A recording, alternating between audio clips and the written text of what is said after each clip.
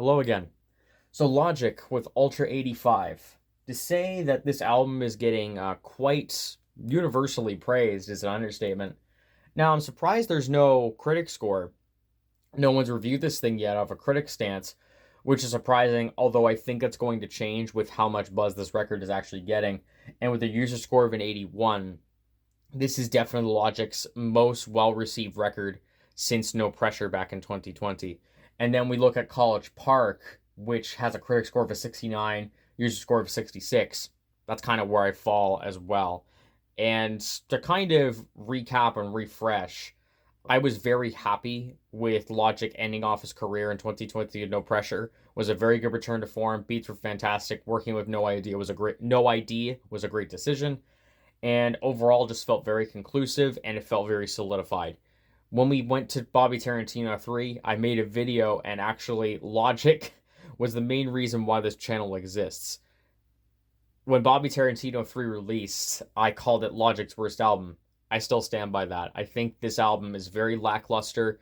There is no tracks of Warrant that I really enjoy at all, and I think the writing is still really, really awful. Stupid Skit I can think as an example. Even though that's intentionally meant to be bad, I still think that's just like the lowest of the low when it comes to Logic. But after that, we got Vinyl Days and College Park, which are decent records in themselves, and it's a nice kind of return to basics for Logic. And this is especially coming out of the Def Jam deal, that kind of just going back to the basics, going back to the boom bat sound. And while these records were decent enough, they didn't really grab my attention as much as the other records did. And once I found out that Ultra 85 was released, I was wondering, why are we taking so long to go back into kind of this storyline from the Incredible True Story and Everybody? And now that I finally have the record with me, I can definitely say this is his best album since No Pressure back in 2020. The main kind of thing I wanted to say about it is that this album is what everybody should have been. The content of this record is not as heavy-handed and is not as preachy as everybody was, and the skits aren't nearly as cringe-inducing and just tedious as on Everybody. Those were the two biggest problems I had with that record, especially the skits. The skits make it such a hard listen to go through. But on Ultra 85, everything that the skits kind of get brought back to basics and toned back. But let's start off with the production first. This is probably one of my favorite produced Logic albums ever. And it brings back the boom bap that we got on College Park and Vinyl Days, but it adds the lush instrumentation and kind of the orchestral elements that we got on Everybody. And putting those two together, even though the sound may have been kind of around in 2017 before, it just feels so refreshing to go back to it. Favela as an example, the boom bap drums, I really love those. And then you get these kind of wind instruments kind of going through. And then in some of the outros in these songs, it just feels like you're just sitting back, looking up at the sky like in the album cover, and you just hear these orchestral elements just kind of just blissfully just going through the end of the record. It just sounds fantastic, and it really, I don't think I've ever had a Logic record that felt as beautiful as something like this. There was some parts in Everybody that did capitalize on that, but I feel like there's a lot more moments in Ultra 85 that really kind of just sit in that moment and just let you experience it. Another one I really like is Gardens 3. I really like the chopped up vocal samples. It sounds futuristic, but it also kind of has that boom bap element to it. And the way that Logic is just kind of seamlessly working through these is absolutely fantastic. Paul Rodriguez kind of reminds me a little bit of To Pimp a Butterfly. I know there's a lot of the things that people say is like Logic takes a lot from Kendrick Lamar, but with Paul Rodriguez, it's a very incredible intro, and it's just this really amazing jazz instrumental, and it just allows Logic to basically just go insane over the instrumental. It's fantastic. Thank You for Believing in Me, which is the outro of this record, has again that very airy kind of feeling, and it has that kind of poppy, alt rocky kind of sound that Supermarket was going for, kind of, but it just elevates it a little bit more to make it interesting, to make it where the singing of Logic and also to close out this record, it just works out really, really well. And to kind of go into the rapping into this album, Logic sounds confident, he sounds comfortable, and he sounds free. And kind of a big example of the discussions and the topics that are going over. Interstellar is a perfect example.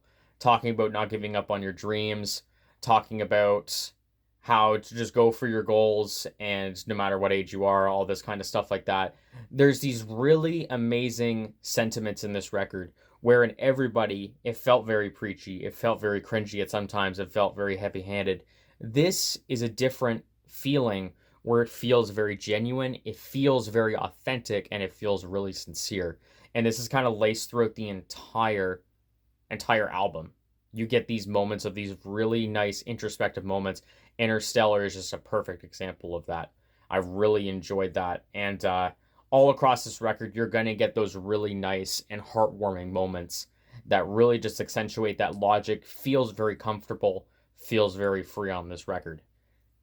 Now, with that being said, there is some parts of this record that I'm not a huge fan of. The skits are still probably the biggest issue on this record. Now, what I like about these skits is that it's not trying to be overtly conceptual. It's not trying to try to bring back this massive kind of story or moral at the end of it. What I really saw is that two people going on a trip to find other life, to find a hospital or a hospitable planet, just trying to find somewhere to live, and you just kind of are in the cockpit with them, just experiencing adventures with them. It is decent writing for the entire thing. There's nothing that's going to make you just like cringe induce. There's nothing like that, especially like on Waiting Room, like on Everybody. I think this record with these skits, it has a cohesive story. It is not the worst thing to go through, but the big thing that I have is that on repeat listens, the skits, most of them are kind of baked into the end of these songs. So Gardens 3, for example, is probably one of my favorite songs on the record, but when you have a skit baked in towards the end of it, to add it onto a playlist is a little bit jarring. I wish this would honestly be a situation where I would really like the skits segmented, so that way I can take Gardens 3 and put it into a playlist and I can listen to it like that. That's just a very small critique of mine. And of course, you could probably say it's just like, well, you can skip it once the skit comes around. But when I'm not around my phone, it's kind of hard to do. Another thing, there is again a little bit of the heavy-handedness when it comes to some of the writing. I think Antidote is a perfect example. Antidote is a banger track, and I really like Z Loopers on it. This is probably the most Bobby Tarantino like song on the record. But Logic kind of comes back and just kind of brings the biracial thing into this really banger track. I don't know why it's there, really. I don't think that's the right place for it. And there's just these little bits and pieces throughout the album that you can kind of get stuck with. It's just like, we're talking about the biracial thing again, aren't we? But again, I think overall this is more genuine and more sincere in its execution than Everybody was. Everybody, it felt like it was brought up every 5 seconds for no rhyme or reason. And that was a really big focal point of that record. But overall, those were really the two major problems that I had. I guess another one is too is that this record is an hour and 17 minutes long. And while the record does feel like it's worth that runtime across multiple listens, an hour and 17 can feel a little bit bloated, especially when you get to songs like Peace, Love, and Positivity, Thanks for Believing in Me. Although City in the Stars, fantastic, fantastic, fantastic song. I kind of wish that was the ending song of this record, to be honest, because that felt such like a nice accentuating piece of this record, even though Thanks for Believing in Me is a nice touch as well. Another big positive I have too is that the features actually work out fantastically. Especially Robert Ivory. His two features, especially on City in the Stars or City in the Sky. I'm not sure if I'm getting the title right or not, but City in Whatever. He has an amazing, amazing rapping performance on that. And the way that he's just kind of lacing through this instrumental, picking up the pace, slowing down the pace, having a really good singing voice. He is honestly one of the MVPs on the feature wise on this record. Lucy Rose in Interstellar is a really nice accentuating touch to really get into the personal topics of that record. I really enjoy that. Overall, just kind of closing off, again, this is probably my favorite Logic record since No Pressure. There's still a decent amount of problems, but I can see myself returning to this record a good amount. And I do really appreciate that Logic feels confident, he feels free, and he honestly feels happy and healthy, which I'm 100% all for. So don't be mad, but I'm giving it a 7, mostly because, again, the skits, the runtime, and sometimes the lyrics can be a little heavy handed. But a 7, I think, is still quite good considering that it just feels like a nice return to form for Logic. And I really hope this record does get more attention because I think it honestly deserves it. So that is my review of Logic with Ultra 85. What are your thoughts on this record? Do you love it? Do you hate it? What are your thoughts? Leave your favorite tracks in the comments down below. Thank you very much for watching, and I will talk to you again very soon.